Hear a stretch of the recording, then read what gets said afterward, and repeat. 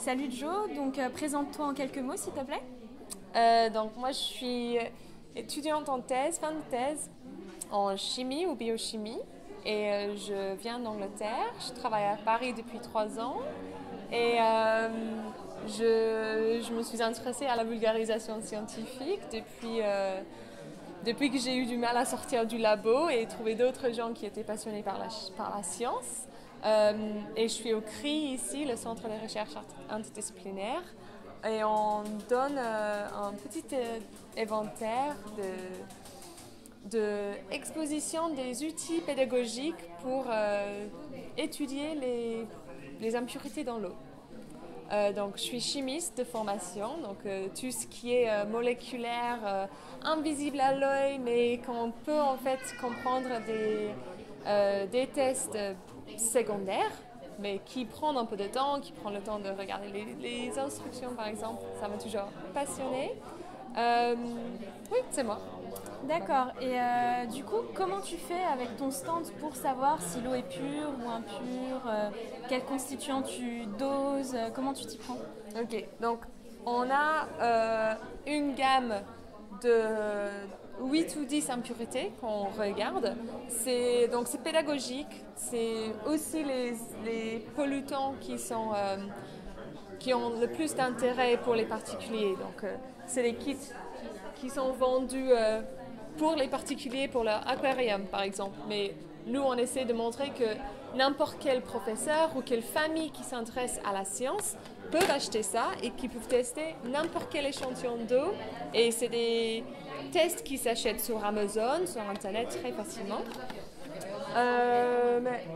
Et on teste 10 impuretés différentes et on suit les instructions. Malheureusement, c'est un kit commercial, donc il ne nous dit pas exactement ce qu'il y a dedans. Je fais la manip ou pas? Oui, allez, Ouais.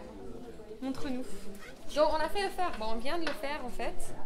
Donc là, ça va prendre une heure. On a pris l'eau d'un fleuve en Espagne, qu'on sait est très pollué avec le fer. On mesure 5 millilitres, donc tout ça, on va suivre les instructions qui sont dans le kit. On ajoute 5 millilitres. Et comme j'ai fait tout ça toute la journée, je sais que 5 millilitres, ça fait à peu près ça.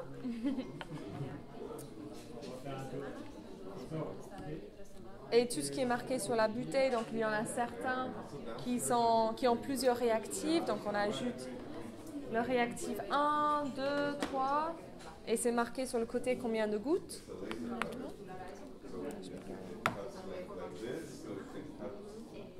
C'était pas dans le labo que j'ai fait ça, c'était à la maison. On ajoute 5 gouttes de mon révélateur.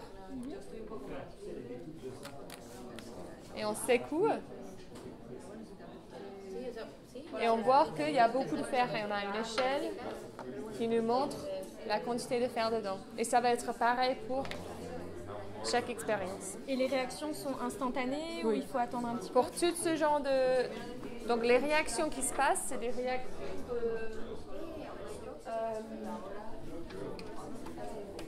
Si je veux aller vraiment scientifique, c'est des réactions de complexation avec une molécule organique qui est non colorée, qui se complexe au métal. Et donc ça, c'est un remplacement très simple de juste la sphère de coordination autour d'un ion de métal, qui est une genre de réaction qui se passe très très rapidement. Il y a d'autres réactions chimiques qui prennent plus longtemps, mais tout ce qui est coordination d'un métal avec une molécule organique qui crée une couleur, ça va être rapide. Et donc par exemple si je prends le NO3, ça ne sera pas le même type de réaction que pour le fer? Non, ça serait encore un changement de coordination, par exemple. D'accord. Mais j'ai pas étudié ce qu'il y a dedans. D'accord, donc selon les constituants que tu testes, tu as des réactions différentes? Oui, tous les produits chimiques, tous les réactifs dans chaque kit va être différent. Pour chaque impureté différente. Super.